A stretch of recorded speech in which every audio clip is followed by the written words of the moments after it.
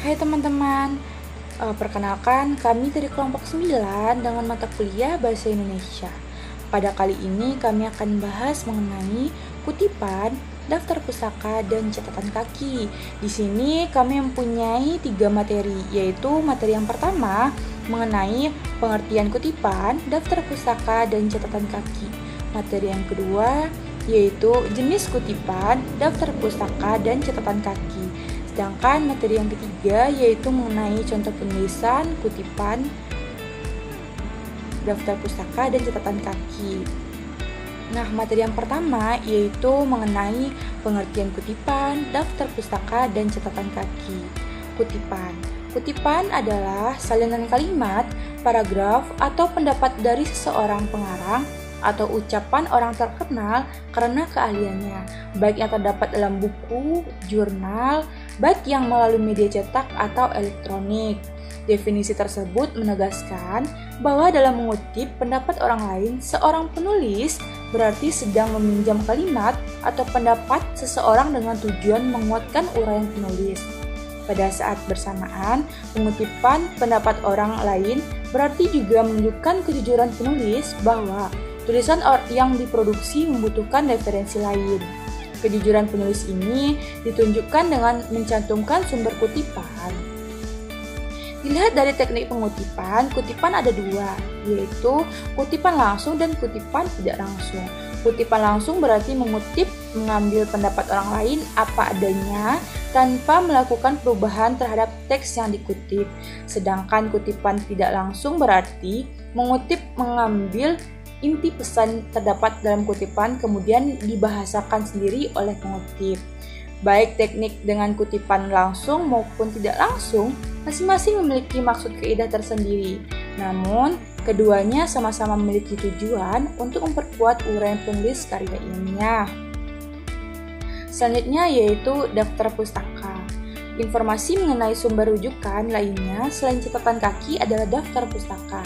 Daftar pustaka adalah daftar acuan yang tersusun di akhir sebuah karya ilmiah yang memuat nama penulis, tahun terbit, judul tulisan, kota penerbit, dan penerbit.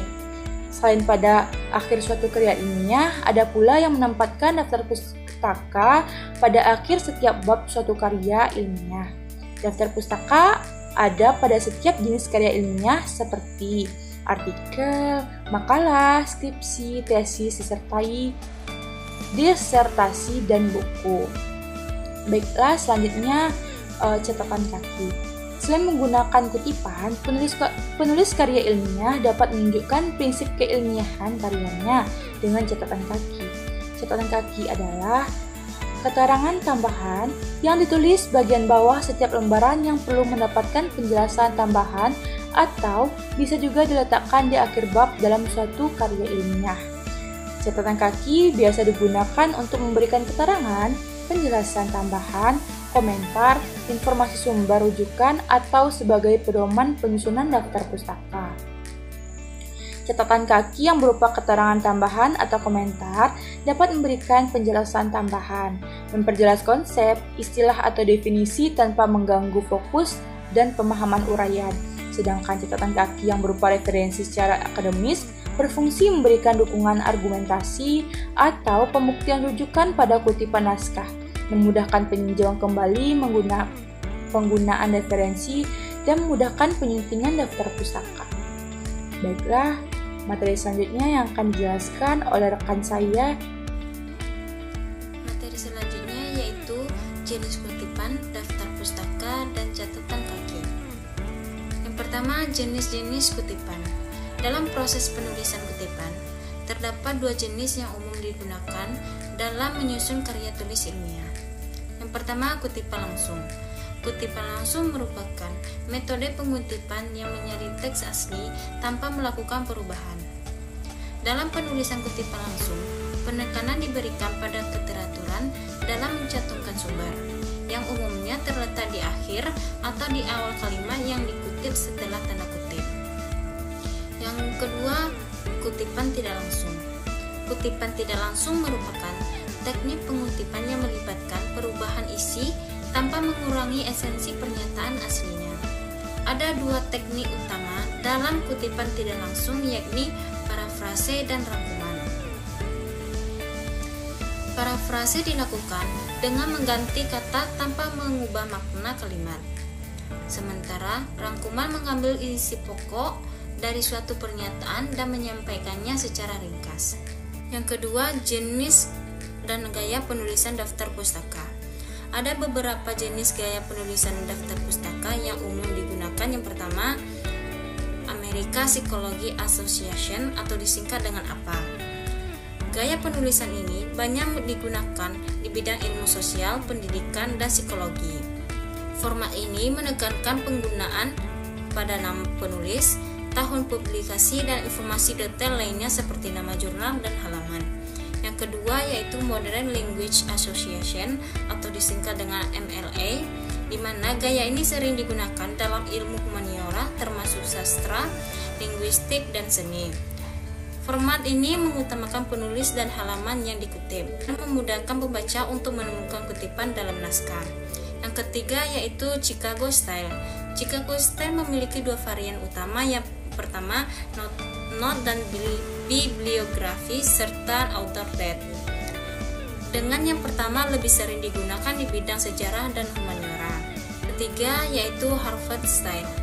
Harvard Style sering digunakan di dunia akademik dan menekankan pencantuman nama penulis dan tahun dalam teks.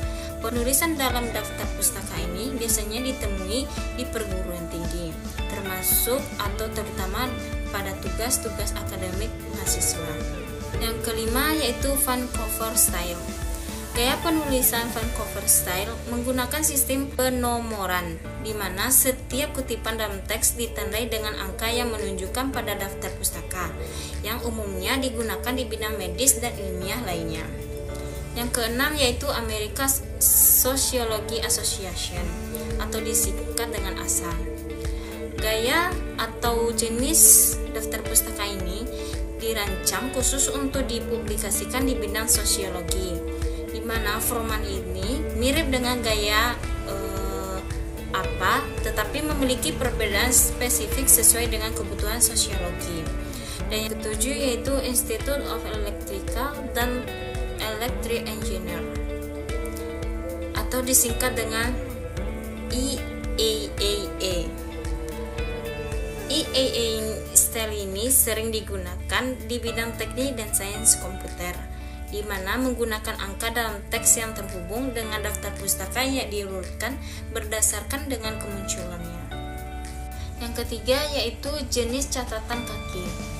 Ada beberapa jenis catatan kaki yang perlu diketahui. Yang pertama, catatan kaki lengkap.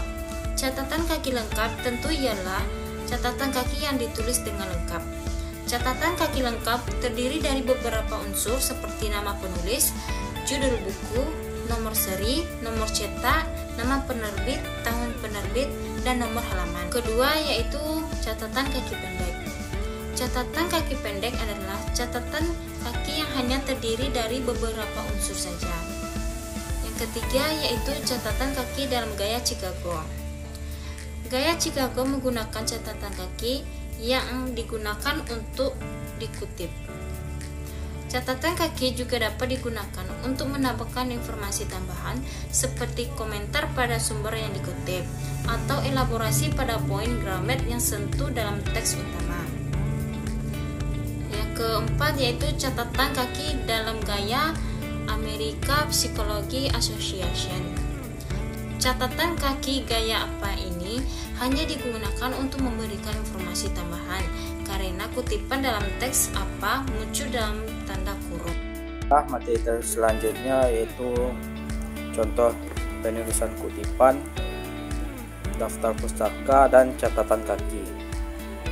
Materi yang pertama yaitu kutipan langsung. Pengutipan langsung yang kurang dari 5 baris dilakukan dengan mengintegrasikan kutipan tersebut dengan teks penulis dan kutipan diapit dengan tanda kutip, dan diakhiri kutipan diikuti dengan tanda kurung buka, nama singkat pengarang, tahun terbit, nomor halaman, tempat kutipan, dan diakhiri tanda kurung tutup. Contohnya ialah dalam menanamkan kemandirian pada anak, hindarilah perintah dan ultimatum karena dapat membuat anak selalu merasa berada di bawah orang tua dan tidak mempunyai otoritas pribadi. Menanamkan disiplin dan rasa hormat tetap dilatih tanpa harus bersikap galak pada anak. Mengarahkan, mengajar serta berdiskusi dengan anak akan lebih efektif daripada memerintah, apalagi bila perintah tidak didasari dengan alasan yang jelas. Materi yang selanjutnya yaitu kutipan tidak langsung. Untuk kutipan tidak langsung, pengutip dapat melakukannya dengan mengintegrasikan kutipan ke dalam teks tanpa memberikan tanda kutip. Spasi kutipan pun mengikuti spasi teks sebagaimana dijelaskan pada bab sebelumnya, bahwa pengutipan tidak langsung dilakukan dengan mengambil inti pesan dari suatu sumber, kemudian memangkasnya kembali dengan bahasa pengutip sendiri.